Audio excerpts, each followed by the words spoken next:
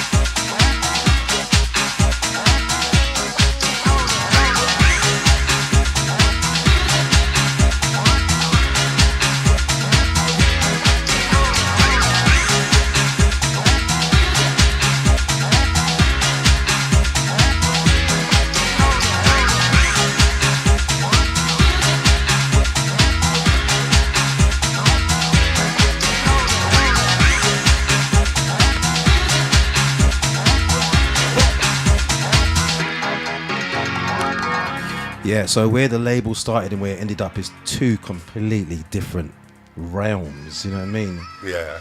That was what's the artist's name? User 102. Was that you, and who's involved on that? That was me and a really good friend of mine, Peter Lazaro, who we spent several years enjoying sort of studio stuff together. I met him when I worked at the Marquee in the mid-80s. And by the time we set up the No U-Turn room, he kind of built the studio, really. You know, he did all the woodwork and Oh, you mean the one in West London? Yeah. Yeah. And Yeah, so we made this record together, and it was like that was an area of music going on, you know. And I don't really like it. I don't think I've heard it much since we made it, but you know. And I think I've still got a few of the vinyls lying around because it didn't do very well. The helicopter remix of it did quite good. Oh yeah, there was a helicopter remix of what? Who was that? Who was Helicopter? I don't know. It was just called the Oh, Helicopter. Basement Jaxx guy. Oh really? I can't remember the name right now. I didn't know you were gonna hit me with not really the first No U-Turn record. That's what I do. But it's interesting. It can really. I mean, I'm hoping you're gonna play number 2 in a minute. No, I'll play this one instead.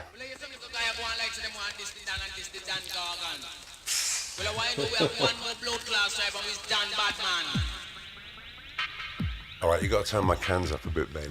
All right, go on. I mean, these tunes are so quiet. Oh, it's because I've got it on low so you can talk. Oh, okay. Well, let's hear it a bit so we can remind ourselves. Yeah, let's have a listen. Yeah. All right.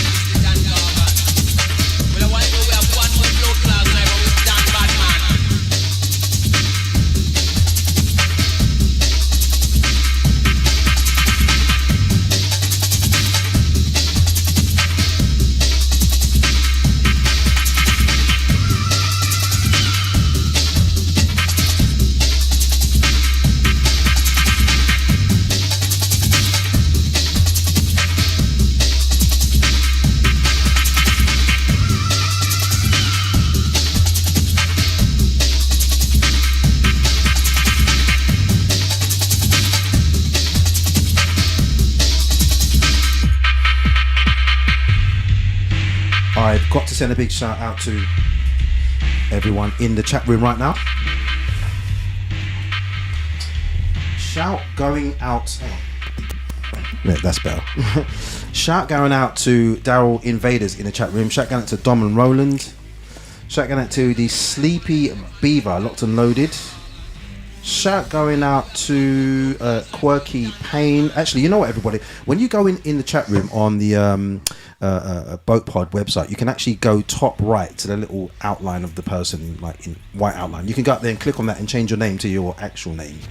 So you don't have to stick with those random names that have been given to you in there. This one is DJ Trace and Ed Rush, Gone Bad Man. It came out in 1993 on Lucky Spin Records. I remember going down to King's Road to get myself a copy of that, you know what I mean? And just a black and white label. But I've recently learned there's more to this track than just Trace and Ed Rush. You want to elaborate, Nico? Definitely, yeah. I mean, I remember making that track with Trace and Ed Rush in my loft, I think, in White Hart Lane. Yeah, I before the studio, I had the sampler set up in my loft where I'd sawed this beam away from the roof, you know, so I could sort of sit there and make music. And Trace came in and had these samples that were just so strong. You know, it's like, is this going to be the vocal on our track? Great. And these beats, they're programmed into Cubase. That was not really using. Well, some of them. Then there's a very, I can hear a really washy bit of Amon or something, but right. It sounds very amateur, yeah, but clearly Trace and Ed Rush some plan about these beats, this sound, and maybe this bass. That hard thing. I mean, I relate that hard kind of snare crack sounding. That's just Doc Scott for me. Yeah, you know? yeah. That's from NHS. That's from one of the great Doc Scott records. Yeah, and Weremouse, Too Bad Mice. I think that might have been 92, might be on Movie Shadow, it might have been the earliest time we heard that too, and then Doc Scott and a guy called Gerald and all those other people start sampling it. It's still being used today, actually. You know, I should say on the samples that often I never knew the sample source of the sound I was using. I mean, people would come up to me and go, "Oh, I heard that record you used one of my sounds." And I go, "Did I?" And it would be because Trace or Ed Rush or someone had brought in some, yeah, we like these ones, but you know. Well, the thing is, in 1993, it was kind of the done thing, wasn't it? To just no one had any problems really back then. You just take a beat, a whole Amon or a whole break from one track, put it on yours, and add other samples, some other tracks on yours, and have your own version of. People even did their own versions of tracks that were popular, not even called them remixes, or just named it differently completely. So that was kind of normal back then, to be fair. You know what I mean? But here you are engineering on this track. You're not credited, which I'm not pointing out here. I'm just like, you were behind the desk engineering for early rave, going into drum and bass and the jungle era into drum and bass, like way back. So having heard this one, and for the era it was in, there was a lot of tunes that were really poorly put together, like really kind of out of time and messy and everything. But this sounded absolutely on. This is one of the first tunes I heard. This is all together, everything's falling perfectly in the right place. So obviously you had a lot of engineering skills. Where did all those skills come from? Right. When I'd left college, in fact, no, I was at college, and during the summer I was in this band, and we wanted to make a demo so people could hear what we were like.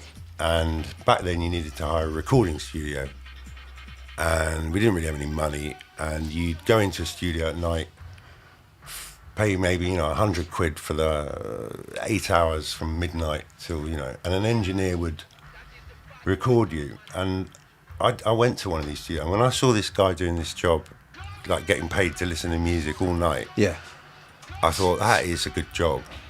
I mean, somehow to listen to music would be something else. So I applied for a studio job by writing to all the studios at the time, and must have sent a couple of 100 letters out, and I got a T-boy position at the Marquee. And there you get, you learn about music and sounds and sequencing, and Yeah, and really, and without those digital audio workstations that were called Cubase back then, there was a lot of hardware and stuff. Cutting tape, were you cutting tape or something like that? This is before Cubase, yeah. This is like, I went in studios mid-80s, and I was thinking about it the other day, like we were triggering samples in the studio, but not looped, not breakbeat loops, just individual kicks, snares. Right. And it was all a bit complicated getting it to sync with tape machines. Synchronizing machines to tape was a real thing then, and expensive. When Cubase came along, that solved a lot of problems, and suddenly you could, trigger beats. God, I love this tune. I'm just hearing these beats again. It's a good break. I just want to hear it loud. Were you engineering this one as well? Yeah. Okay. Yeah. This is the other side of that track we just played, everybody. Clean Gun. This is the same label, Lucky Spin. Artists, of course, DJ Trace and Ed Rush. Is it bringing back? What are you thinking when you're hearing this? Why I put so much reverse snare in it when it didn't need it. Yeah, that backwards thing. I don't know if it needs all that, but it works. It works. Let's go back further in time, because we're talking about the engineering days and stuff, and obviously before the rave scene or even house music come around, you must have been influenced by some types of music. So we should take this back to, I mean, I asked you to pull out some tracks and you pulled out about 50 tracks or something like that. not nearly anywhere short of what we need here. So right, well, I've tried to pick 12 from each decade. Yeah. So 36, yeah. And that was pretty hard. Yeah. So look, I'm going to go back to the 70s, right? And, really? Yeah, and let's play like the earliest thing that is in this list. Like this is 1968. Some of you may recognize this one. This is, and it was only in my later years I really, really appreciated this one. We'll talk about it in a little bit, yeah?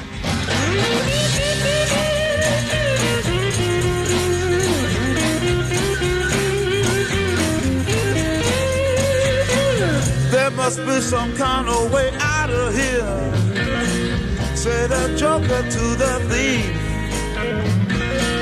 There's too much confusion, I can't get no relief. Businessman there, drink my wine. Plowman, dig my earth. None will level on the mine. Nobody of it is worth. Hey.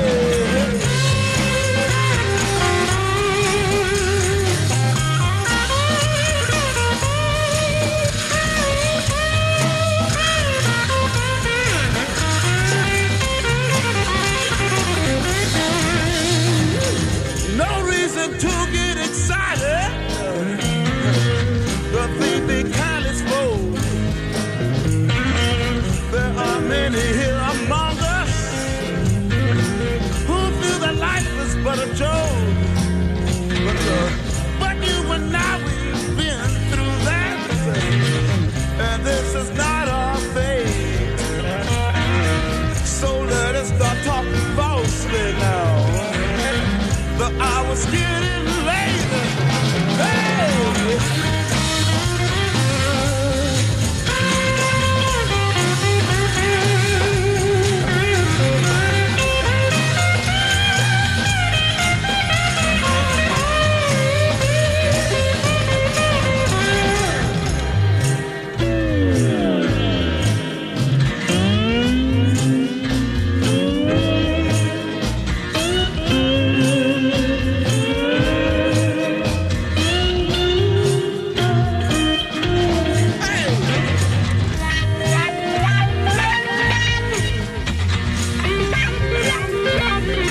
Yeah, just incredible.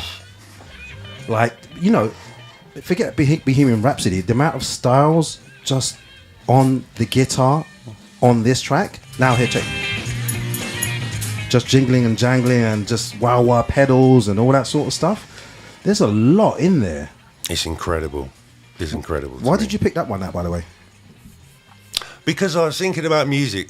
I mean, the thing about music is it's so very strong. I mean, anyone likes music. You know, you feel music. And I think one day I was just about to go to school, and my dad had one of those reel-to-reels, and that tune was on it. And I put these headphones on just before I was going to school one morning, and I listened, and it's just unlike anything I'd heard for a start. I'd never really heard stereo, like, you got to put on headphones, you know, or be in a great room. And it just, everything about it, the journey the thing takes you on, the lyrics. I didn't know it was a Bob Dylan song at the time, but... Oh, right, I didn't know that. You know, yeah, and it just, there's the peak. Yeah. And the bass line underneath it? Yeah.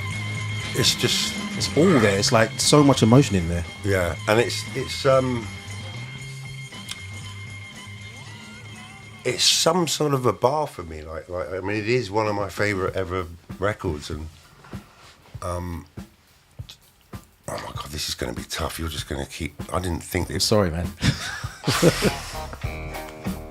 We've got to play these things loud, though. I mean, it's just like, oh. So, Yeah. like, when you're listening to these tunes back in the 70s, right? Obviously, you probably listened to tunes. In the 80s, 70s, yeah, 70s. Yeah. And like, when you're hearing this, is like, how are you starting to really glue yourself to music and really say, I need to hear more music?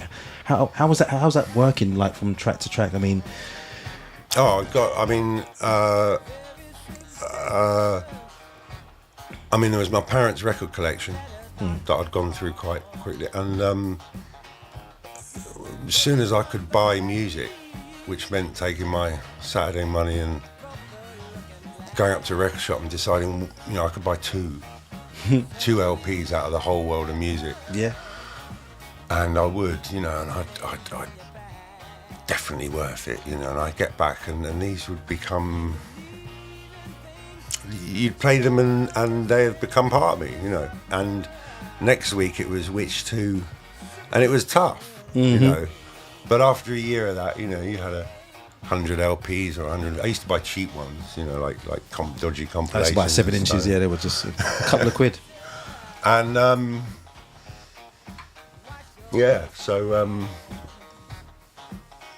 just. I think just buying music was building this collection of music that you love, and it being probably the most important thing to me, To spend half my wages on music was easy. Yeah, I just had pocket. Well, I had to ask my mum for money. I was young, you know what I mean? Yeah. So I was like, have another couple of quid, and then she'd actually bought a record for me here and there, and they were great records as well. So same, just. Say you just wanting another one and another one and another one, and then like once you've got quite a few, you can just then go, well, that one I want to hear that one today. I'm in the mood for that one, and then mood for that one today. No, you got it there where you said, I want to hear that one now. That was the thing. I was thinking, why don't I listen to radio? There was all these radio shows, probably, and I just didn't think or something. But actually, it's to do with wanting to play the tune that you want to play when you want to play it. Yeah, exactly. All right, we're going to play one more from the 70s, and then we're going to talk about Larry Graham. Ooh. Larry Graham. You know where I'm going with this, The right? boss. But can you see this list up here? When I stand a bit closer, yeah. When I stand a bit closer. Let's pick one from here. Oh, what do you want to play? Lost in Music. Yeah. Lost in Music? Why not? Yeah, all right, cool. Let's play that one. Why that one? It's just... This is like we're coming to the disco era now. 1979. We are coming to disco era. Yeah, the disco era. Yeah, they call it that. If you're just locked in... Sorry, what was you going to say? We were just talking about the disco era. Yeah. If you're just locked in, it's Bailey live on the Boat Pods. I do this once a month on Wednesdays. Tonight is a real special for me, and it's going to be real special for you because right now we've got Nico in the studio. This guy is a pioneer in drum and bass for sure.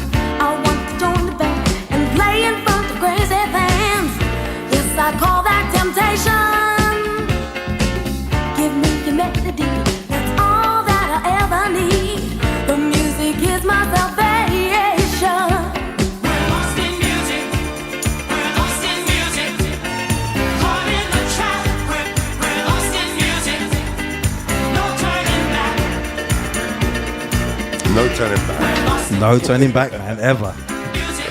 Nico was saying off mic, the great thing about these tracks is the fact that people were talking about getting lost in music, and it felt very real because there was so much good music around at this time. Let's talk about Larry Graham. Why would I have brought Larry Graham up, Nico? Because when this distortion respace thing happened, I kept having to think more about, well, how did that happen and where did that come from? And he was the first time that I saw a bass player talking about adding distortion to the bass to give it that extra kick was Larry Graham talking. I can't remember the record. Oh, I need to know. Anyway, I he need hit the to foot. know. So, what is the record? Come on, it's so everyday people. All right. But yeah, he described. I don't know. I think I might have seen it on YouTube or something. But he described, and I thought, yeah, that's exactly what I've done here. Right. And I mean, I don't want to bore anyone with this distortion thing, but it's so important because that's where, you take that record we first played tonight and you add distortion and you get this really powerful sound that is still kind of, now people are using and sampling those old tracks that you made, you know what I mean? So let me clear this up a bit, yeah, because Larry Graham was actually the bassist in Sly and the Family Stone. Now he loved vintage distortion pedals or effects pedals. We heard on along the Watchtower with the wah wah pedal was wow wow wow, that sort of stuff. Larry had several pedals, and there was 3 in particular that he liked to use. Now, bringing it back to you as an engineer, you must have been around this sort of stuff in studios, right? So you would know very much about this and what these things can do. But Larry was different from the rest because he was an originator of the slap bass technique, and part of his sound was those pedals. Now, actually, you know what? Let me just play a little bit from Larry talking about one of these pedals. yes. Really, they should be making them now. I don't know if they do, because this is so old. We call it. It's not old. No, it's antique. See, when it's old and good, it's antique. So this is another one of my antique pedals, the Jet Phaser, and I'm going to give you a little sample of what this pedal does. I use this live as well as in the studio too, and let me just show you a little bit. 1, 2.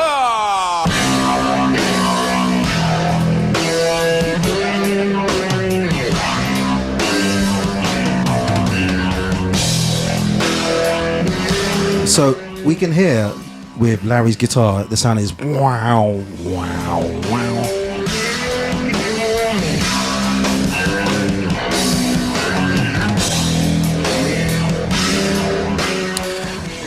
But Larry had this one particular guitar pedal, which was made by Musitronics. It was called the Mutron Octave Divider.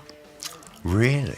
Did you know about this? No, I don't know anything about this. This is fascinating. The Mutron Octave Divider. They still make it today, and I think Behringer's made a replica of it because you can't. It was made like it was manufactured from 1977. They stopped making it in 1981, right?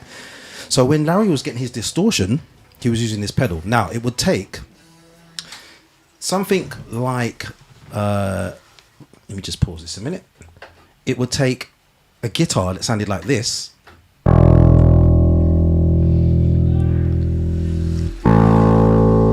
Bass guitar, yeah. Yeah, just a normal bass guitar, which is what he did. And when he put the distortion on, it sounded like this. Boom. Boom.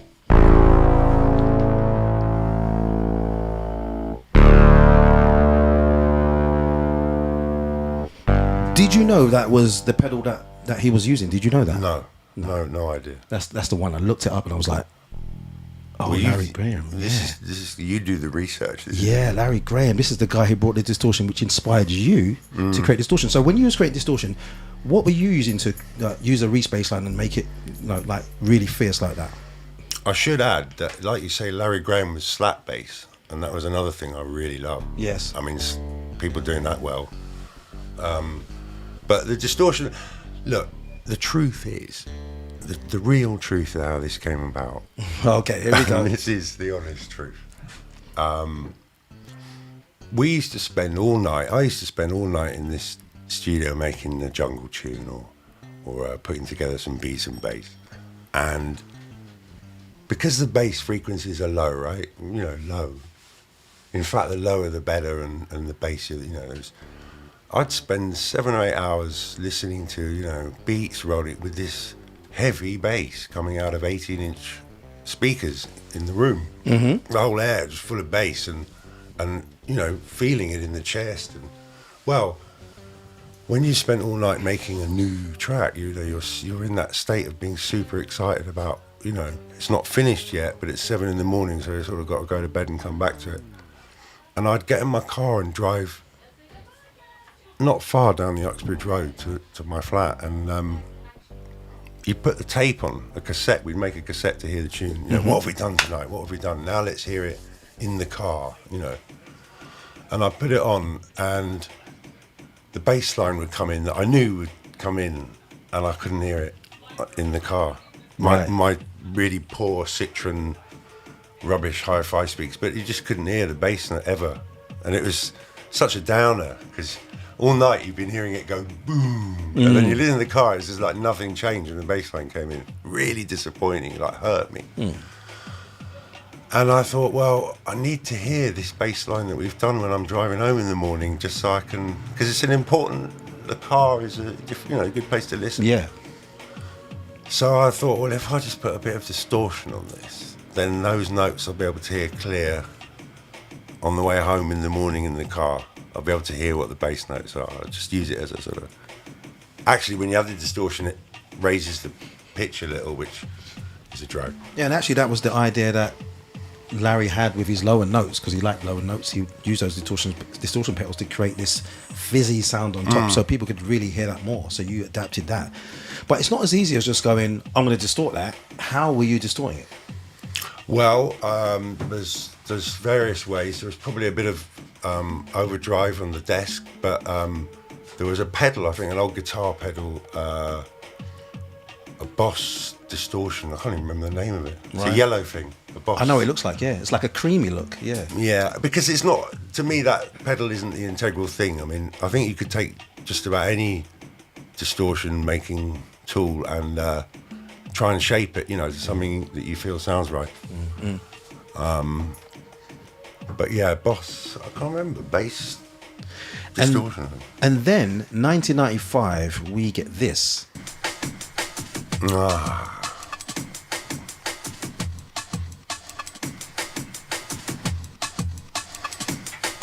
Let me tell you a story about this. Groove Rider started moving away from all the really crazy edited fast breaks, and he's looking for a new sound. And he started playing tracks which had more or less like straighter beats like this, right? He started calling it hard step. This is when Nut Nut came out with Special Dedication, which it wasn't no fancy breakbeats or anything. It was just boom, gat, like that, right? Now, during this time, I think because I used to be up and down the motorway of Groove Rider all the time, right? We're on the motorway going up north, and Groove Rider does this random move. Instead of driving straight to the party, pulls off. You can go up the motorway and there's a roundabout at the top, so you can change direction or whatever. He pulls up onto the roundabout and he parks on the side. I'm thinking, there's no one there. There's no shops, no nothing. It's just a roundabout in the middle of the motorway. And I'm thinking, what are we doing here? Next thing you know, a motorbike pulls up next to us. Guy in a helmet hands over a dub plate. No, you're joking. Yeah, turned out it's Sasha. Hands over the dub plate of this, and we head up north, and Groove Rider plays this for the first time, and for me that was the beginning of Tech Step right there. Wow. Yes. What a pleasure to hear that story. That's wonderful. Let's let this one drop. We'll come back to it. Okay. Yeah, man. Yeah, that's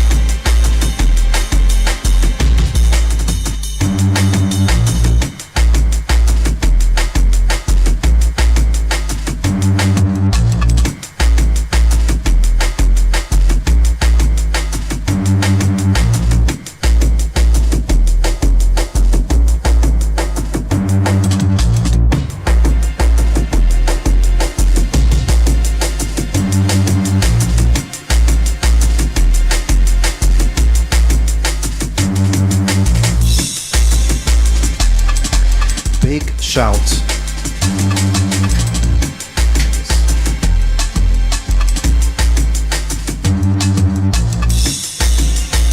to everybody in the chat room.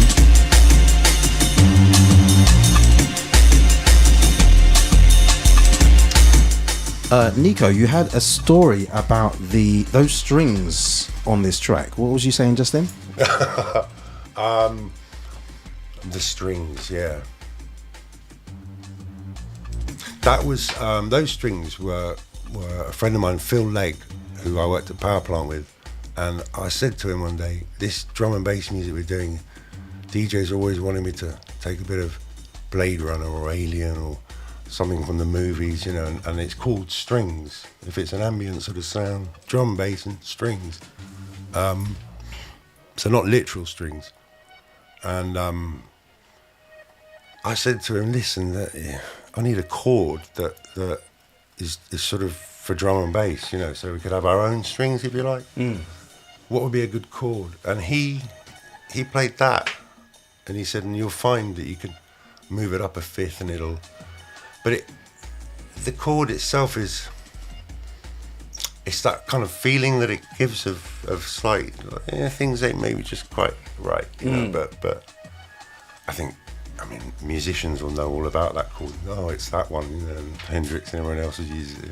But to us, the ultimate fit, you know what I mean? It was to me. Although chatting with Trace, he's always explained, he said, yeah, the strings, but what's important is these beats and the bass. The strings are like, yeah, you know, the beats and the bass are what everyone's rocking to, and I think I have to agree, you know.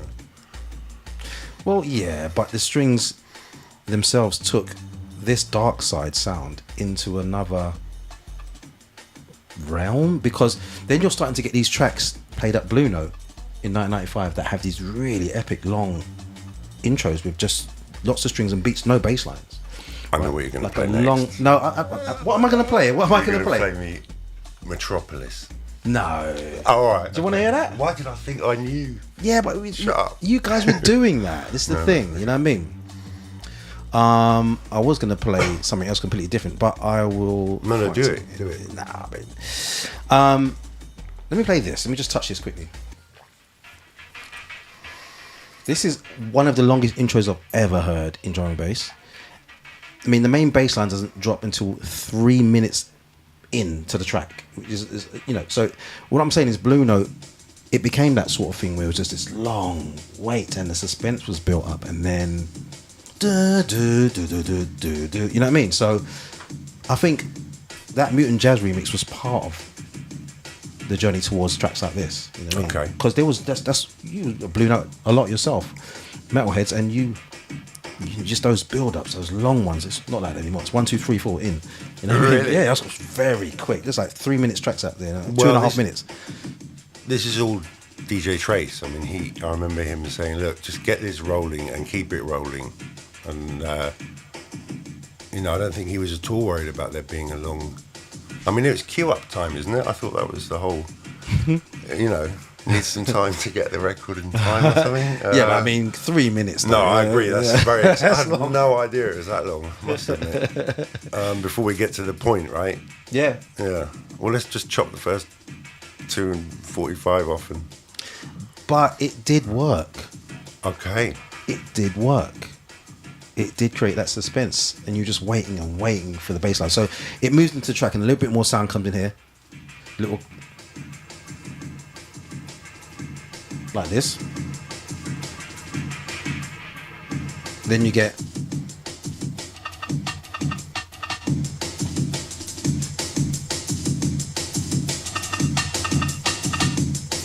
on the real, you know what I'm saying? Yo, son, I had crazy vision. Check it out, boom.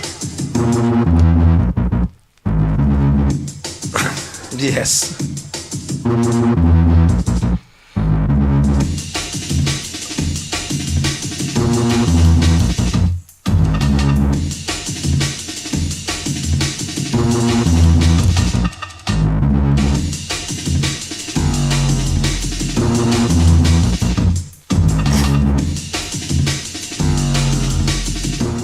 Yeah. That bass there, that comes.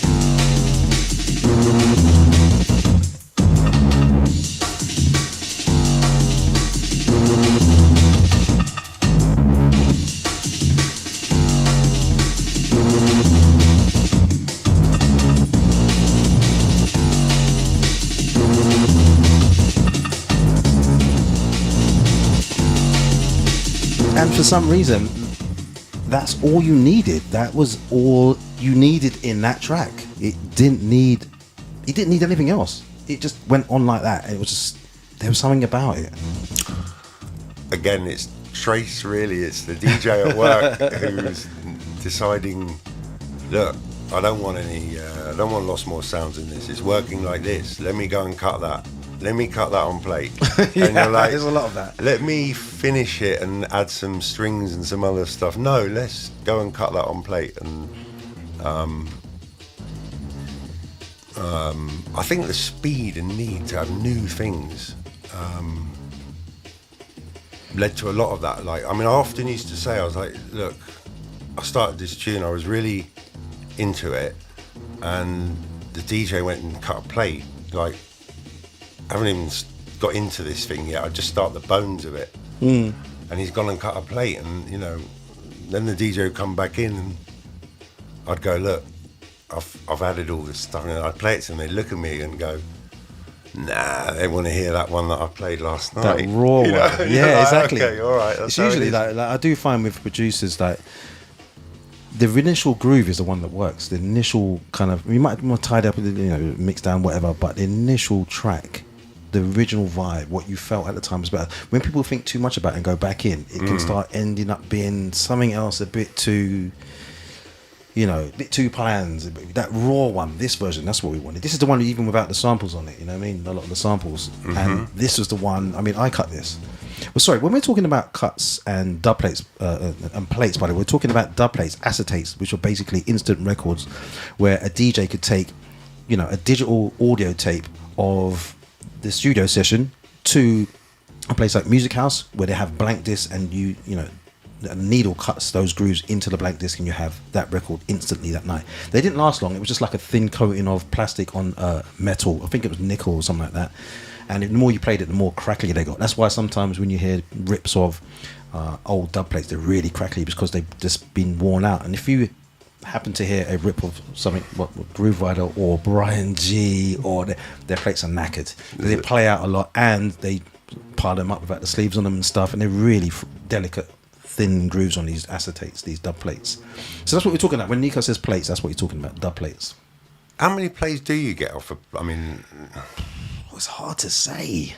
how long before the tops start to sort of go? And Yeah, it depends how well they've cut it in the first place as well. You know what I mean? Like, was that a consideration for you when you're like, hang on a minute, I don't want to, I mean, this plate's a tune I love, but I don't want to wear it out too quick.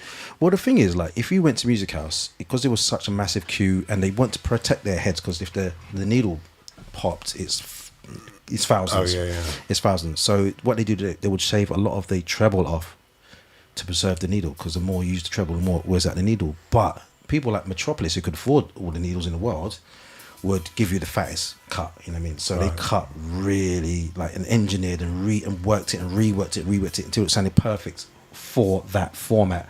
And those plates would last a long time. Right. A long time, because the way you pre-EQ it and stuff, you know. Maybe they had better quality plates, I don't know. There's two different companies. You had Transco, I think you had Apollo or something like that. So that's an issue DJs haven't had for the last 25 years now, is it? The dub plates wearing out. I mean, Well, now you can't get those throwaway acetates. Now it's plastic plates, and they don't sound as warm. when did you last cut a plate? Oh man, long time. Why would you need to now? Well, I don't. You don't. You don't. You did then, right? I was Christ. so much. I mean, it was war. Yeah, I mean, you had to have. Yeah, I saw war. I saw DJs really, they need to have those tunes. and then we went on tour for the No U-Turn album. Talk.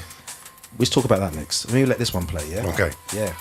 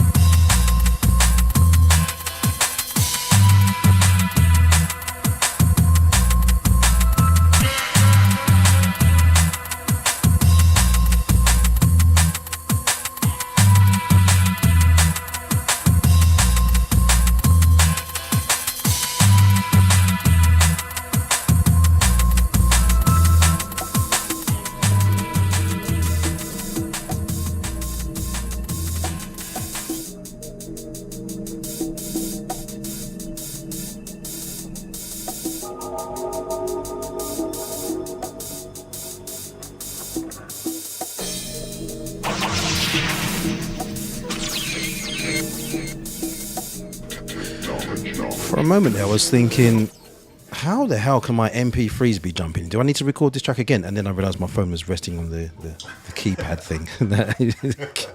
Stupid. If you're just locked in, this is Bailey live on the Boat Pods, our special guest tonight. I was only planning to do probably an hour with you actually, but now I just thought there's so much to you. I've really got to talk about everything around you and the sound that we're kind of hearing in the background right now, which led to a lot of things. Now, I mentioned just before Ed Rush Kilimanjaro, which you actually engineered, right? Did you work on that? Yeah, Kilimanjaro, yeah. Yeah, you worked on that? Yeah. A lot of people wouldn't know that, man. So, I mean, for a lot of Ed Rush tunes, actually, particularly a lot of tracks for the No U-Turn label, you worked on a lot of stuff, like with people. Yeah, I mean, it does say mixed and produced by Nico on the actual release, on the record or on the CD in this case. Well, yeah. I realised that dub plates don't carry that information, do they? That's true. So I think the track gets out and into the dance and heard by people and played, so, I'm sure if I was a DJ, I'd probably be playing it going, oh, this is a tune I've just made. But which is not a lie. They're involved in it, right? Yeah, no, this is Ed Rush and I had this thing where he'd come in and we'd make tracks. And I think over the years, everyone got a little bit more interesting each time, and he'd have definite ideas about kind of the record he wanted to make, and I just wanted to sort of help, really. And I probably had a load of ideas that he quite liked the sound of. So technology was when, probably at the height of the productions we were doing, really. I remember us doing it live at Metalheads. Ben had to stand and perform technology, in front and you weren't involved in that? Yeah, right? I was the two of Okay. us, yeah. Okay. Yeah, at a party, and it was the tune. I haven't heard this tune for so long. I'm surprised. I mean, I don't know why you would listen to him, but like some of these things, I'm sort of like, you haven't heard that for ages, really. Like not even in a club somewhere, because these are. Well, I ain't been clubbing for quite a while, Bailey. This is also true. And I don't play that Talk album much because it's quite strong. It's quite. I mean, it's quite heavy stuff. So okay, so I did mention before Kilimanjaro, and now I'm playing Ed Rush and Nico Technology, by the way, in the background. I mentioned the Talk tour. So the album, it's the very first album on No U-Turn, right? I love the way you're calling it an album. Unfortunately, it's a compilation. Oh, really? Because it's got something to do with the number of artists on the record. I was annoyed about that because that Talk album's all me in No U-Turn with Trace, Ed Rush and Fierce. So it felt like a very much an artist album, Right. But due to the number of artists on it, it's classified a compilation. But Oh, weird. and that came about really as a result, like you just said, not many people know you've done that tune, Nico, I suppose I was feeling that a bit, and I did want people to know I'd made some of this music. And at one point I said to Ben, look, I think I want to put my name on the records as well, Ed Rush and Nico, So we did a few of those. Yeah. And well, I have personal experience of some of the happenings around the album. Because you did a tour of Germany, right? And it was me, you, Rhyme Time, Fierce, Ed Rush. Yeah. Us five in a van. On tour. Yeah. Every day. Yeah. For 9 days with 1 day off. With 1 day off. It was, I wouldn't say chaotic, but really, it was exciting. It was really exciting, but really kind of like, I don't know, man. It was just something about it. It was incredibly well planned. That's what it was. Yes. Thanks to Dagmar and Oliver of Groove Attack. Yeah. They planned it. And I felt really privileged to be on that tour because the rest of you guys, you are the guys that's making the music, and I'm just made nothing. I'm some DJ. You know what I'm saying? No. I remember us sitting around going, we need this other DJ. And talking about it and like we're going to be in a van together for 5 and I can't remember whether Ed Rush or Fierce first Bailey. I think it was Bailey. I think it was Fierce. Yeah, all right. Well, he's generally right about these things. Yeah. So I'm so glad that he made that suggestion because I didn't know, you know. And, Right. but like you say, it was. I mean, it was kind of crazy, wasn't it? No one does that, Nico. No one does 8 days. You know, sort of 7 days, 1 day off, and then another day or two or something like that. Something like that. I don't know. I mean, it was a lot. It wasn't anything to do with trying to make money or anything. I mean, I can assure you there, it was simply. I mean, DJs are busy characters when they've got the next gig to get to all the time. Yeah. So, I mean, yeah. I just mean in terms of you take breaks on tours. You know what I'm saying? Yeah. Not all that bunch together and then 1 day off. So it was pretty. But we made it all. You know, we made it, and we did a lot of sleeping in the van and stuff. This is partly to do with the sort of hippie side of me. Is like I still had some idea that being in a van, you know, with the music all sort of going to the next, like I'd heard all the bands did, and was somehow something, you know, we should try. But you're quite right. I mean, it was probably too many gigs in too short a time, but But it was amazing. Yeah. Lots of stories, some which can never be told.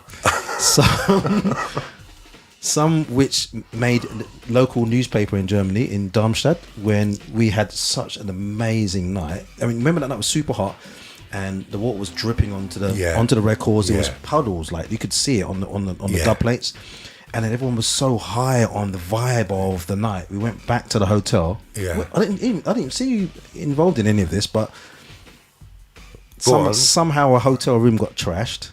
Okay. Yeah, it was water on the bed. Ash everywhere, broken pictures, and it made it into the local newspaper the following day. And yeah, well, you know, I witnessed some of it, and I was like, you know me, I'm just like, I'm going to bed, I'm tired. that was nothing to do with you and me, was it? I mean, it No, wasn't. I had a look in, and I could see like a few sheets pulled off and just like stuff all over the place, and I was like, yeah, I'm knackered, guys. Actually, I didn't say anything. I just went to bed. I was just like tired. Maybe we didn't get invited back there. I don't know. Well, that hotel certainly didn't work. Yeah, well, I don't think they would have wanted us back there. But It was an a amazing great tour. Yeah, amazing. Watching the water fall off that roof and your records going around with water on them, and I thought Ultimate buzz. Yeah, You know. so good. it was, wasn't it? I am now going to play one of what you say was one of the most successful tracks on the No U-Turn label by DJ Gunshot, or was it just Gunshot? Was it just Gunshot? Yeah, me and him. You and him. Yeah, and some samples. Right, so you was involved in this as well. Yeah, I did. I programmed all these beats and did everything. Yeah. This is going back to 1994. This came out, I couldn't keep up with the versions because there was a 10-inch that came out, there was a 12-inch that came out, and how many versions of this were there in the end? There was the original Wheel Up, and I can't remember the other side, Black Magic or something. And then there was Wheel and Deal, we called it. The 10-inch version. Right. Yes, I had that. Yeah, I mean, that's me really having fun in the studio there. It's a different kind of record, that one, to all the others. Okay. What's different about it is there was 25 girls in the studio. What are they doing there? Whilst we were making the tune. Why? Well, Gunshot rolled with, he had a bit of a posse or something one night, and he came up with the Mary J. Blige sample, right? This one. Yeah. I shouldn't talk over the next bit, should I? But he brought that sample up and said, look, it'd be great if the Amen could drop, like you do after the vocal. I was like, well, let's give it a go. And he had all these girls in the studio, so this bit coming up. This one here.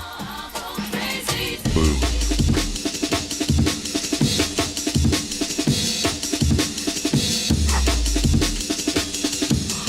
Yeah, but there's Amen and then there's chopping Amen up. So who decides to make all these chops and make it really energetic like that? Yeah, that's me. Okay. Yeah. Okay. Yeah. I like making beats on computers. I'd like that for a while, yeah. We'll talk about the studio itself in a little bit, Okay. Yeah.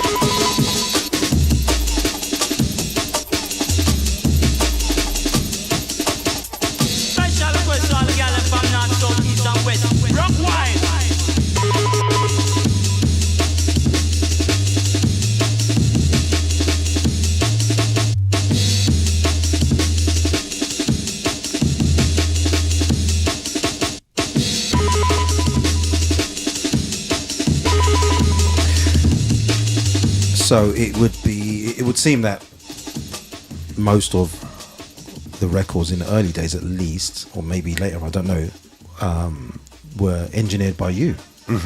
Like a Don engineer who had a lot of experience in like studios, and you decided to do your own studio in a storage facility in West London. How did you? What made you think you get away with that? Like put a studio, like wouldn't like people come around and say, "Sorry, you can't do this here." How did that work out? What? I don't. I don't know how that worked. Yeah, well, I've been thinking about that one, haven't I? What happened was I love to hear music played loud. You know, in the air in studios, you can turn it up really loud, and they're soundproofed. But at home, you can't do that. Right. Unless you've got no neighbours. And so I just love hearing music loud. And I didn't want to be paying clubs 10, 15 quid to get in to hear music, you know, loud. And you didn't even know what was going to be played. Yeah. Somehow, I figured that if we could find an industrial area at night when there's no one working there, we could make some noise because there's no one there. And we found this place in West London on the Uxbridge Road, and the guy said, "Yeah, you know, here it is, big room, windows." I knew I didn't want to be in a small pokey room, Right. so this was a 500 square foot room, and we put in speakers there and decks and set up a mixing desk, and ultimately this is so that I could play Renegade snares, Omnio Trio, you know, the remix, play it loud, and I put it on and just, I can't describe what that would, the energy that would give me. So they listening were to that. okay with you. So you declared it was going to be a studio straight away, and they were fine with that. We said we were going to make some music. We did build a soundproof wall. Okay. A printer on the other side came and said, "What on earth's going on? Forget it." So we did build a soundproof wall. Okay. But most of the time it was, so we waited till 8, 9 in the evening when everyone had left. Yes. So it was just the receptionist and no one around. So obviously I've been there a few times. You know, it started coming up there, and a lot of DJs would come up there to get promos directly from you. Some of the people that even worked for you and handing people promos, people like Darren from Future Cut. Yeah. You know, Uncut, who's gone on to make production for Lily Allen Moore. Yeah. Lucy Ambash. Right. Lucy Ambash. Right. Yeah. Who else? Anyone else that we? What, people that have visited the studio and gone on to great things? Well, no, just people who were passing through, like either promos or working there. Oh well, there was just so many people. I mean, Beverly Price. She helped run No U-Turn. Oh yeah. She did a lot of work. Yeah, and Gemma, and Fiona Carson, and they understood the need to send records out to promo mail-outs, and because we didn't have any money, I used to say if people sent some stamps in, we could put them on and send them a record, and we got stamps from all over the world. Right. I was chatting with a guy called Rainer from Iceland, who back in the day, and he was telling me, listen, when I walked into the studio with my friend, aged 18 or something, we walked in, you and Ed Rush and Trace were making what we thought was the darkest music there is. Yeah. And then Bad Company and Martin Clayton walked in, and we just thought, wow. And they then ended up going down to Renegade, and then they met Darren, like you're saying, and went up to Manchester. And he was just telling me that he walked in the room and he said it was so dark, the music, but also a room of love, which I really liked. Yeah, there was a glue in there. I mean, imagine coming. I mean, it's a big room as well, right? You come in and sort of you look to the left and the mixing desk is there, and behind the mixing desk is a huge graffiti mural thing. Was it like the alien back there? Was it the lady? Yeah, the Technics bitch, we called her. Yeah, that's right. And so, I know the story behind that as well. Yeah. Am I supposed to tell that or something? No, we're not. We don't have to go there. But it was set up to feel like this is our spot to do our thing, you know what I mean? And when you would get on the mixing desk sometimes, you would just have top off, just jeans on, no shoes, just zoning and just really sort of, no one really mixed down tunes the way you did or got into the groove of a track. Like, it was like Lee Scratch Perry meets drum and bass, because you do live reverbs and stuff, things that weren't actually planned, but it just felt right to do at the time. And I'd never seen that before, and that's what felt really free about that space. Really amazing. And so it was just great to be there. Like, people just got there, get on the sofa, roll up, hang out. It was just a nice place to be. You know what I'm saying? Well, that's really nice to hear. I mean, it certainly was a real meeting point, I think, for lots and lots of people. Because you open arm welcome to any DJ who like drum and bass, all like to smoke and I mean, I think more and more, I think some kind of a place where people can meet and share and talk and trade stories and trade music. Some meeting point is probably kind of quite a good idea, but there's not enough maybe of it, or especially since laptops. We've all got our laptop and the computer at home, haven't we? It was like there was the core community of people that went there, and then there was people that was just invited. If you knew someone, and I don't think anyone would get invited who was just some just. No, there was a certain sort of a family thing. There were certain people that I really liked being with. Kyan Laszlo O'Brien, he was one, and Stevie Grenville. Yeah. And Davis Paul.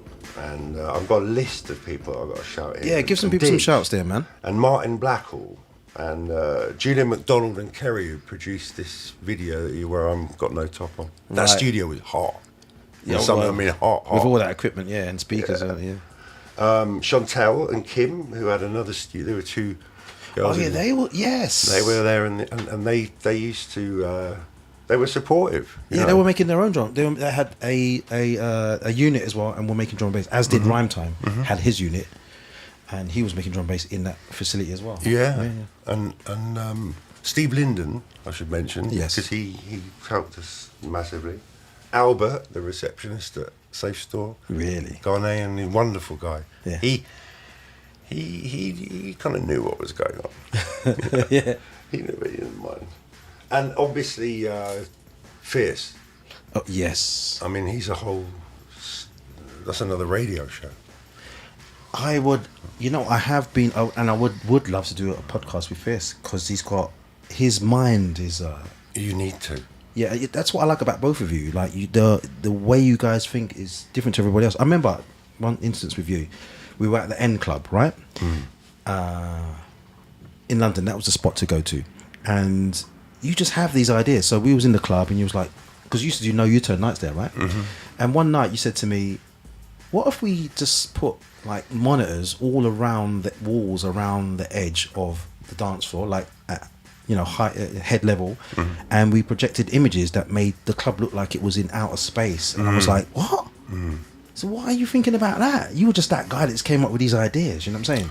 Ooh, I kind of wish I was that guy. I mean, that idea you're describing was probably communicated to me, the week before by this artist Toby Brace, right? Who did all the murals. He was the one I walked in, and he was sitting at a computer and he's saying, "Imagine a nightclub where you're flying through space." Right. And I said, "How's that work?" And he said, "Well, with screens all over the walls, we could project sort of anything." And this is in 94, 95. We could project anything on the walls, and if you draw it right, you could give the people in the club the illusion that the whole club's flying somewhere.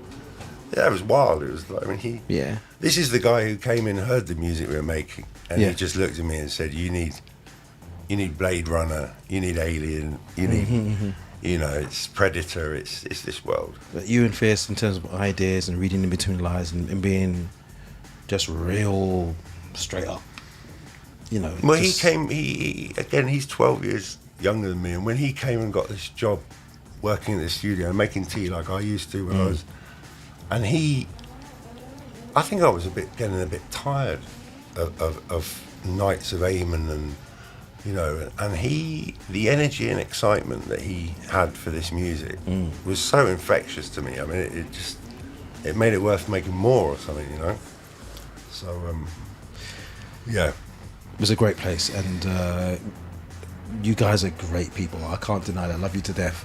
Let's play this one. While I'm playing this, let me just say big shout going out to M Tasm in the chat room. Shout going out to you for Archimedes in the chat room as well. Shout going out to These Nuts. This is when the room called These Nuts. Sterling's in there. Original Metalheads MC there. Big up Sterling. You know, he's working on some music as well. We've been talking. Of course, Invaders DJ Daryl's in there as well. Big up you guys. Shout out to Too Tough Washington DC. Those are my original family. First people to bring me to America in the 90s, like late 90s. Big times. Big shout out to Christy Burton from Toronto, Canada. Big shout going to Rainier, who actually mentioned something about when we talked about the distortion pedal earlier. He's talking about the Boss. Oh, where is it? Can I find it? It was a Boss pedal. I actually named the pedal potentially that it was that you were using. You've got any more shouts there? I got shouts. Can I please mention in this show that Tarek and Nick Reddick and Nathan Lee all came and worked in this studio, and Brock Suter and Lisa in Los Angeles were really great friends and supported me through all of this, and Cope and Edgar and Wendy from New York, Las Vegas, and then the Earth Program boys, Joel Jordan and co. And I think I've got to just thank all of the people that came to that room and brought what they did bring. You know, maybe they wanted to get a record, but there were so many different people coming with so much excitement about this unfucking music that week on week was just, you could feel it getting stronger every week. You know, it's like, hang on. Yeah, and you know, I'm not trying to big him up or anything, but hats off to Groove and Trace, who made that thing really explode. Trace was right about the dub plates, those raw, uncut, finished ones, handing them to Groove, and Groove going, yeah, Blue Note, and just tearing up the place was what really accelerated the sound, you know what I'm saying? They're some of my favourite nights. Those Blue Note nights were fantastic. I'm going to play a track now, which is called Edrophenical. What can you tell me about this track? Ooh. Okay, I'll tell you the short version. It's called Edrophenical because it's a collaboration between Ed Rush, Trace, Fierce, Nico, and Optical. So Edrophenical is how you get that name. When I got this tune to cut onto a dub plate, I was like, because you guys, I mean, how the hell did you manage to get everybody on this track? Right, well, that night when I looked around and I saw Ed and Optical and Trace and Fierce, and I thought, if we all could somehow get in on a tune together, it would have to be quite good. It would have to be. Yeah, definitely. By the time all five of us were going, yeah, tearing, it would be good. And I think all of us knew this as well. And Optical kind of kicked this off. That's Optical be there. And there was this, but at the same time it felt really kind of like, this is a one-off. This is, we're not going to be, I mean, it's hardly ever. Never do this again. We'd never find the five people in the room together. So I kind of knew it was going to be good, and we kicked it off. And of course, you know, it started good. I think Matt didn't like what we, you know, this is the trouble, getting five people to agree. Yeah. It's done. You might get 2 or 3 or 4, but 5, it's hard. That's why it's probably best to make music, you know, one other person. Yeah. But, and Dan invented the name Edrophenical. Amazing. That was a fierce. Yeah. Yeah, a friend of mine did actually say, he said, listen, Ed Rush, Optical, I mean, you guys are incredible. He goes, this record, is it really as good as it could be? And I had to go, oh, I wish we could have got it better. I mean, but it's amazing. And it didn't come out for years. This is one of my sort of like my weapons, because I was like, yeah, then just to bust the place up. And then you put it out on vinyl. So everyone can have a piece of that. But there was a version before this without Optical, which is just called Edrophenic. So it went through several phases. But let's listen to this, because it's my kind of darkness. I love this. I love this.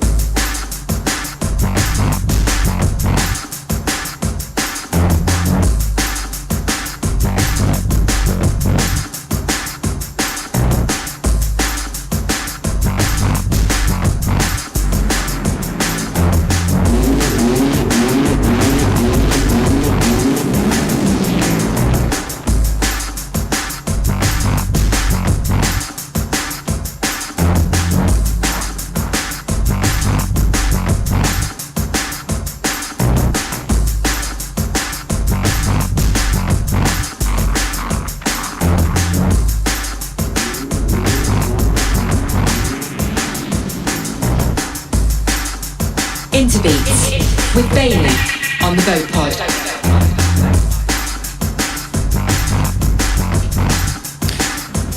When I got this tune, not only was I like, oh my god, it's all 5 of them. Maybe you could have, I don't know, why didn't anyone call Dom and Roland or, or Rhyme Time, or was it just like you guys were just there and just sort of, whose idea was that? Like I said, I think it was just suddenly noticing we were 5 in the room, and there was a kind of confidence going on, I think, with everyone. Like maybe we should just, so I don't know whose idea it was exactly. Maybe I don't know.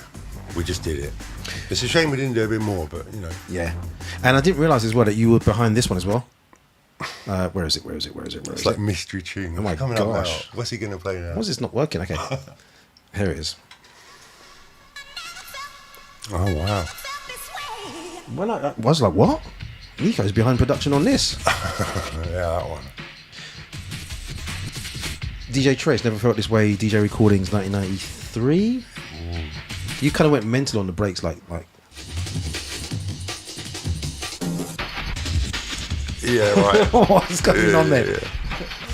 And then I found out Yeah. that you did this as well. Was you involved in this? Was you just engineering for Trace on this remix?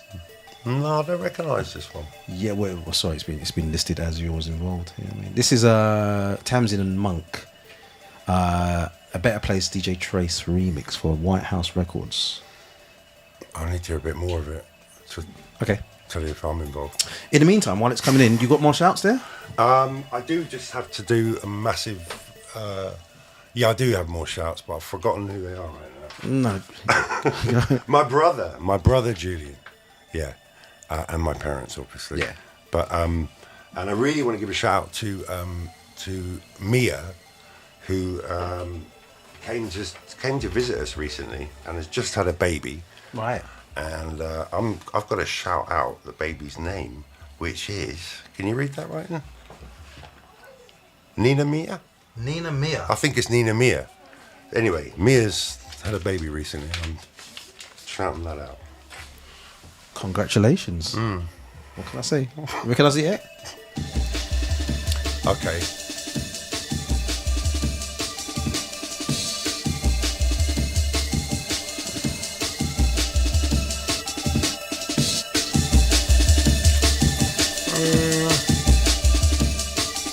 Oh, this is a problem. You've done so much music, right?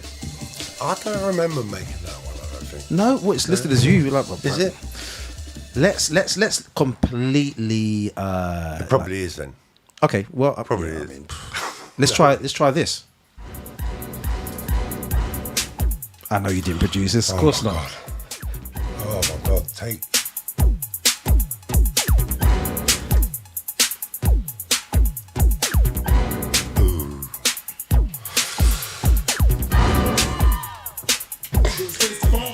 When I heard this, I was like, But when you first said it, electronic. This is so futuristic, man. Yeah. you know what it was? It was this beat. It was the Yeah, totally. It's just like, you see, all of the future music from the continent at the time, Kraftwerk or so. None of it had the beat, That was always lacking, I felt. The music amazing, but the rhythm, when this beat, it's just too much, isn't it? The tough beat. It's just it.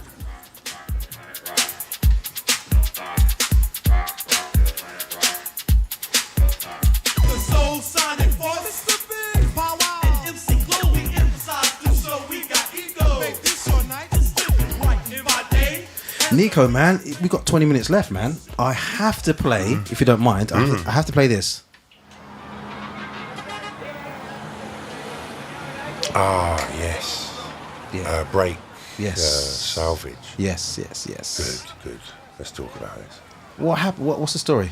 Okay, so what you're hearing here is a mini disc recording, about 1998 in Richmond, Virginia, and I'm standing with a friend of mine, and we're waiting for some parade to kick off, and there's a marching band, and this drummer starts hitting his snare.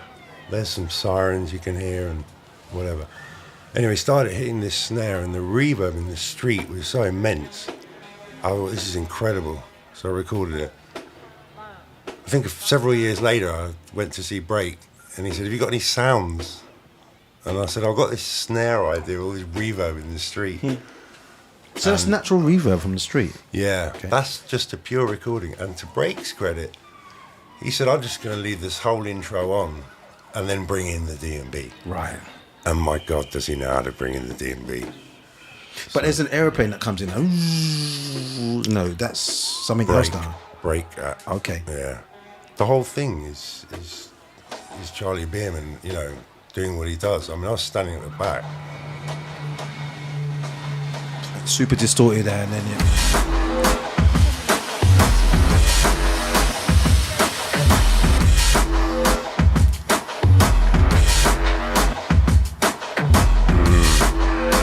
Yes. Yeah. Let's make a drum and bass one that doesn't feel like it's going too quick, Yeah.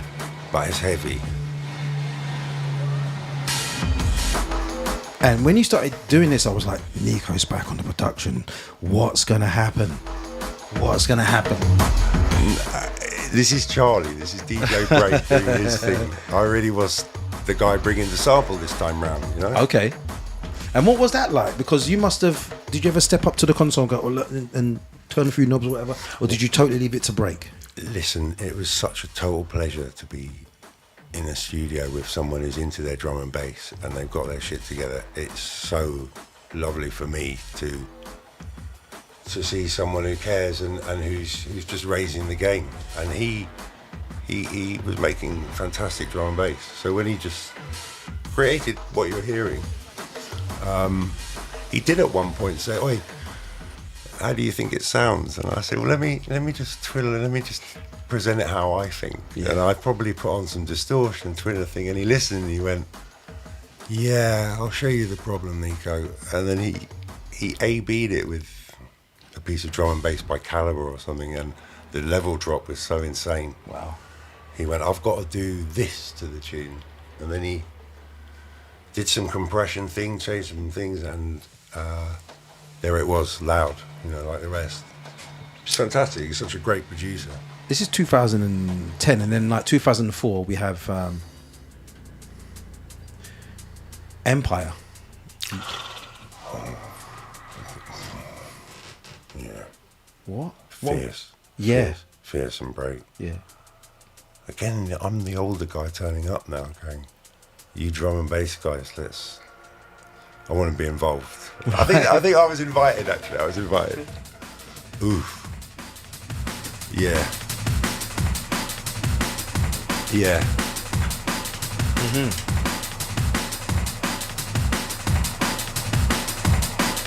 Yeah, I'm all about it. I mean,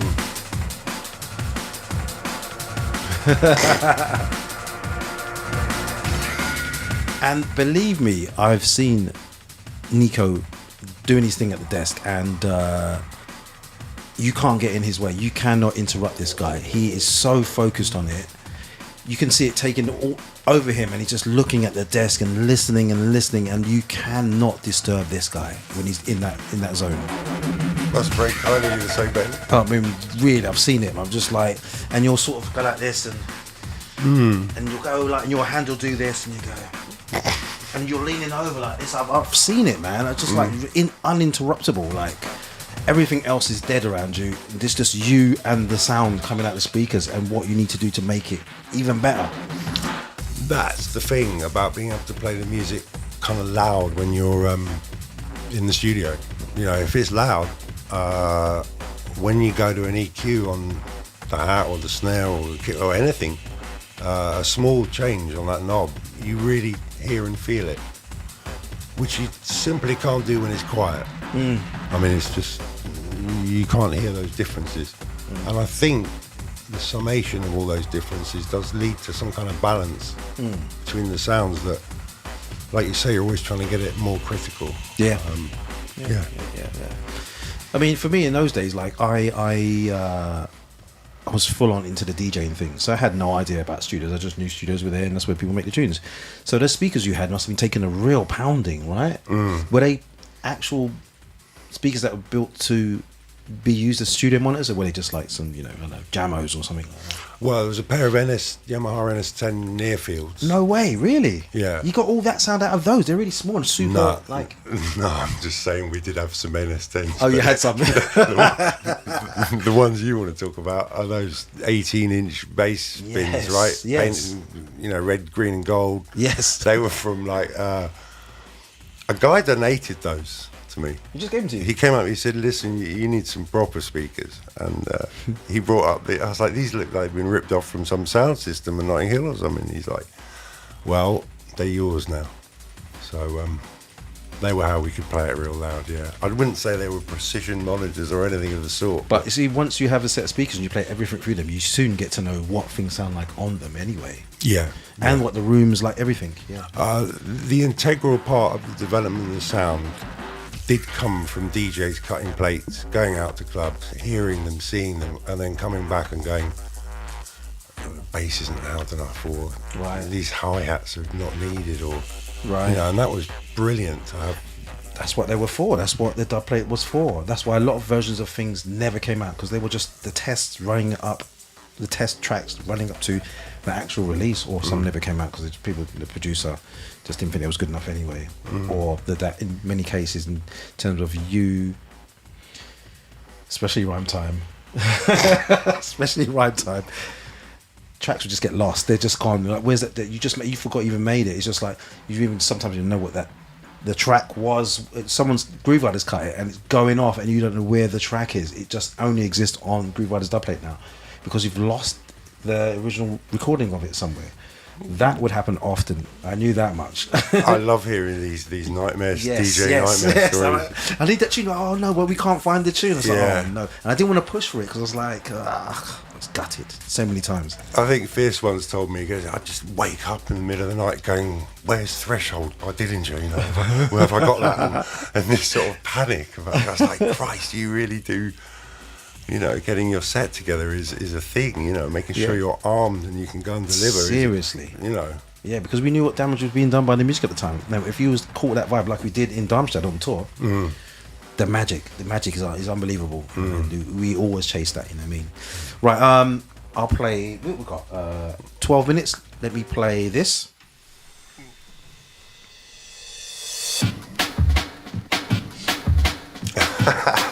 All right, hold that thought. That thought. Okay. Hold that thought. We'll come back to this. Yeah. It's Bailey, special guest. It's a special show. I've never had a guest ever on any show I've ever done for 2 hours. Ever. This guy definitely warrants that. It's the BoAt Pod with Intabeats.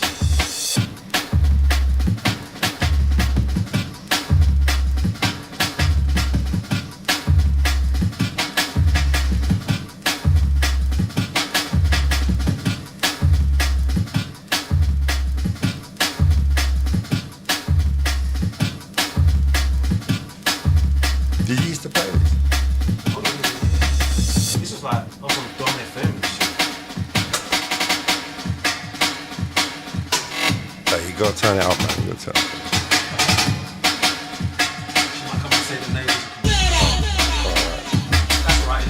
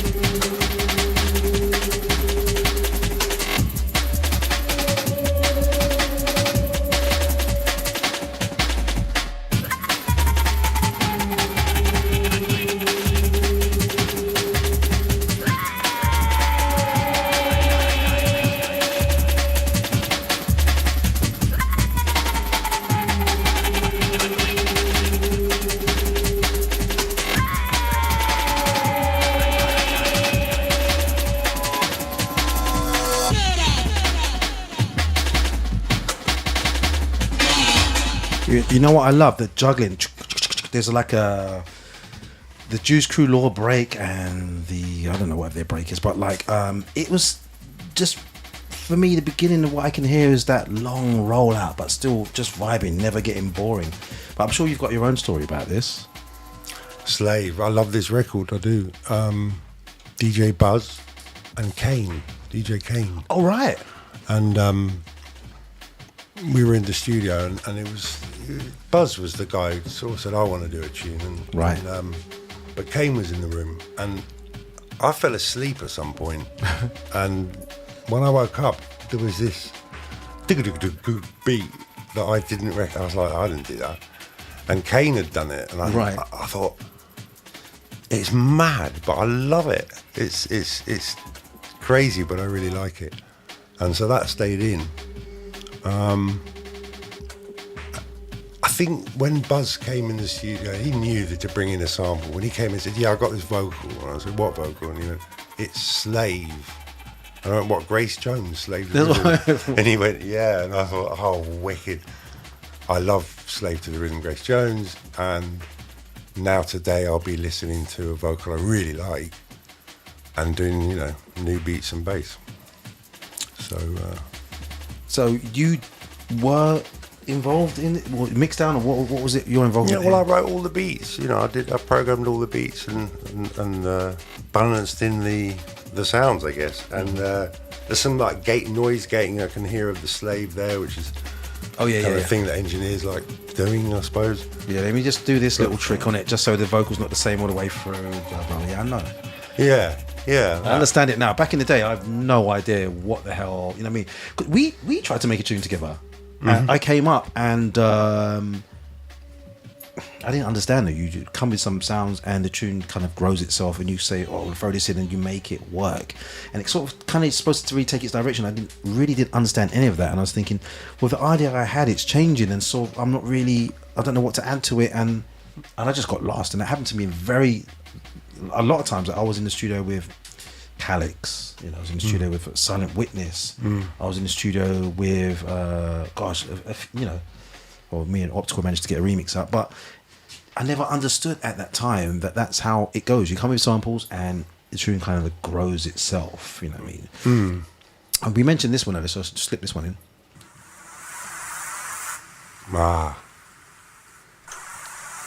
Music's good when two people are at it, Yeah, I struggle with it, but now I understand the process, and maybe it can be done now, you know what I mean? Yes. I've got Script inviting me. Forget about me. What's going on with you? This is one of my concerns. I was like, now I'm going to turn up to Bailey's show, and I've told him these tunes are like, and then what if he plays that Metropolis one? What's going to happen to me? Because every time I hear that string, it does mess me up. I mean, I am transported, probably back to Blue Note. Yeah. And just hearing that string and then knowing what was coming. Yes. Which I loved so much. So precise, so special, so unique, this one. Loved it. Let's let this play a little bit. I remember giving Adam F some of his first samples.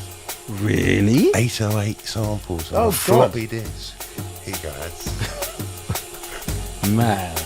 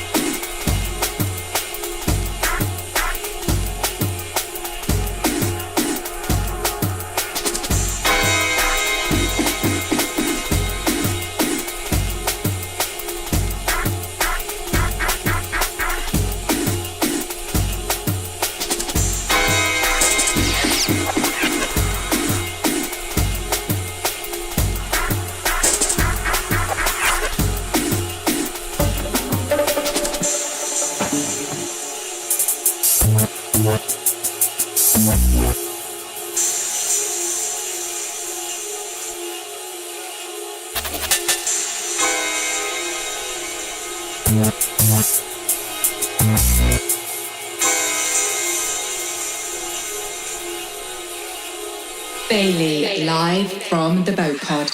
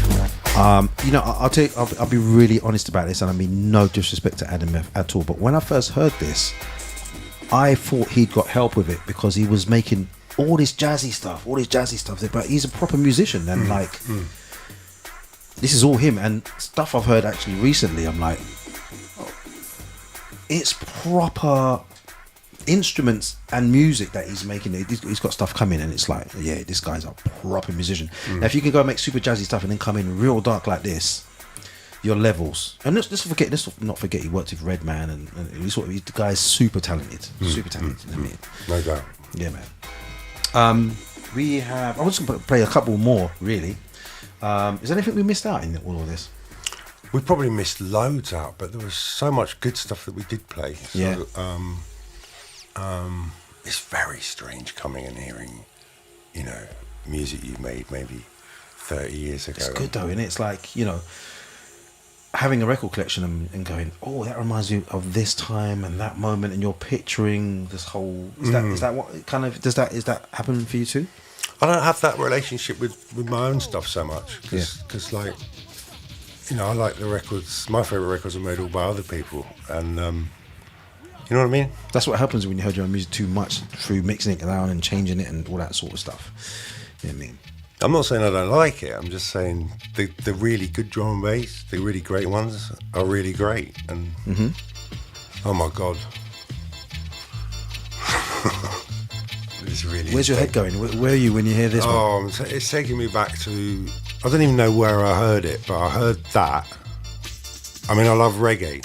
You know, I like the Burning Spear. I love Marley. I love reggae as a kid, and when I heard reggae with a double time beat on it, I was just taken. Who brought you to this kind of sound? How did you come across it?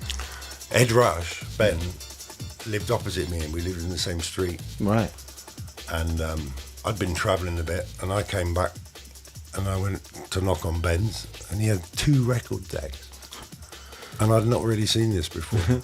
I mean, I really hadn't. I mean, I'd seen Cool Herc and stuff, but, you know, not someone... And he was just playing his music. Probably this was one of them. Yep. That was unlike anything I'd heard. And it was exciting. And he was excited. and excitement around music is really infectious and required if you're some kind of an engineer studio guy. Yeah, you want energy. I mean, you know, I fully understand that. I would invite close friends around to, you know, they just come over to see me basically, and I was in a little box room at my mum's house, and you're going to invite me one day, aren't you? Yeah, I mean, yeah, I'm sure. I mean, we're too big to get in there now.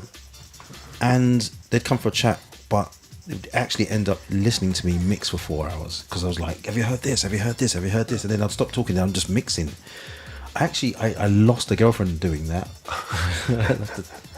She just came to see me, and I was just like, and then I don't know how long it was into the relationship. She actually said to me, "I'm sorry, but I have to leave. You love your music too much." Yeah, because that's what I would do. So I know what you're saying. So when you went over to Ed Rush's house, was it kind of like, is he just playing you stuff, and you was just like, what is this? Was your, you know, what was happening? Well, I was out the country when the Summer of Love, you know, 88, I was out the country for 9 months. Yeah. And when I came back, things seemed to have changed quite radically. Yes. You know, the party and the ecstasy, all of it. And like I said, Ben was playing these fast records, you know. Let's pause for a minute, because this vocal here, MC Duke, who recently passed away. Well, respect to Duke, because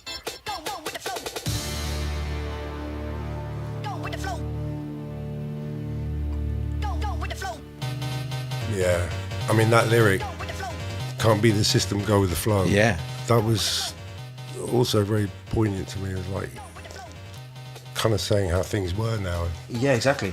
You know, the individuals, what it's about. Even though it's like this bit goes mental, we sort of, that resonated with us kind of like as a grown man speaking, saying, you know, because we were living in a time when it just didn't feel really great, and it was like, go with the flow, you know what I mean? The tech part of it, all this techno stuff, wasn't what got me. It was the reggae vibe with the double. That's what pulled me in. Yeah. This came with it. And yeah. Well, actually, let me just touch a bit of this then, because this makes total sense in what you said earlier, right? So you're such a wizard at this, baby. I mean, it's like watching someone steer the Starship Enterprise here. I mean, this. You know, you mentioned Basement Jaxx. Yeah. Well, one of them, what's his name? Simon, was part of Tic Tac Toe, who made this tune. Really? Yes. This is 92 now, and this was played at Rage, and I heard Fabian Gruvada play it. It was a white label and blah blah blah. And this is what you're talking about, that dub bass line, but this is one of the guys from Basement Jaxx, with 2 X's. So they were on this long before they met you, man. You know what I'm saying? Yeah, definitely. Big shout out to Daryl Invaders in the chat, who says he worked with Simon, says he was a great guy. Look, Nico, I think we should just play one more and then go back to our lives. This is a great, you know, moment of escapism, but also a great moment to talk about you, my brother, because the things you've been behind that we don't know about, and the influence you've had on the music, is still being heard today. Well, I mean, look, that's incredibly nice for me to hear, and it's wonderful. It's not hard to find. You'll hear something and you go, "Ooh, let's do a little Reese type." But yeah, that's you. But I gotta say that the thing of making music in a studio that doesn't come out or isn't heard, you know, you play it to you and a friend or whatever, but nothing really happens to the music. I remember that happening with lots of music that I'd made in studios. But the drum and bass, this scene was, no, the music you make in your studio is going to get kind of played to people this week. And that's the best thing that you can really, to know people are going to hear the music you're making. It's just wonderful. I can hear echoes of, where's the dat? I need the dat. Run this off, just run this off. I need the dat. That was, yeah. Good Lord. I hear that a lot in your studio, like, you know where that is of that tune and that? I thought I knew what was going on in that room, but the more I talked to Fierce, the more I realised there's all sorts of stuff going on I didn't know about, especially to do with who's getting what music when. Right. It's just, you know. Nico, thank you. I know you know you don't come out often, so for me to get you here and to talk to you at this length and in this detail was very special for me, man. You know what I mean? I want everybody to know about your contribution if they didn't know about it already, and just everything behind you. So I feel like we've done a fair amount of that. You know? I've got to thank you, Bailey, You're because welcome, I think you're so very good at what you do, and it's been so what's the word? Almost relaxing. It's not relaxing because it's, but to be in the hands of someone who knows how to do a radio show is good. Thank you. So thank you. It's, I mean, yeah, both ways, man. All love, man. You know what I'm saying? There's only one way for me to finish this show. Yeah, I think we need to Yeah. You know, show our respects. Huh? yeah, we are one of the what I would call the first generation of people involved in this music. An MC called Conrad passed away real recently, and it's just sent shockwaves through. And as much as we can say to ourselves we're not getting any younger, it's still, you know, you try and brace yourself for it because you know we're getting at that age and we're hearing a lot more people passing away, but it still bloody hurts. You know what I mean? And we're going to finish with this one tonight. Great. Any last words before we go, Nico? I just want to say thank you for running a great show, and thank you for anyone tuning in, and thank you to really Trace and Ed Rush and Fierce and Groove Rider and the whole drum and bass world for keeping a thing that when I got into it felt quite, you know, it was a smaller club, and I'm just so indebted to all you guys for making drum and bass what it is. Yeah, and you are a massive part of that. Remember that, right? Well, okay, I'll try not to forget. Remember that, I'm telling you. I know, you know, I know. All right, so send this next one out to everybody, and condolences to everybody who experienced his presence and his family and everybody. This is MC Conrad and Makoto Golden Girl. Until next time on the Boat Pod with Intabeats, take care.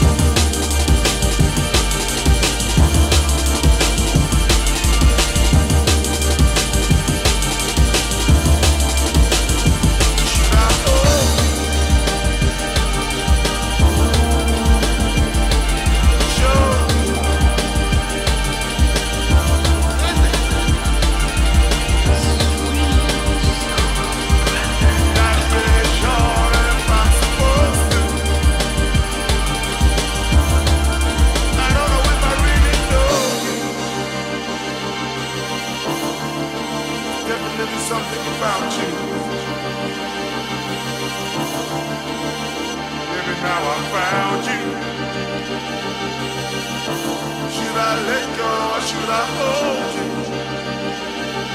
Should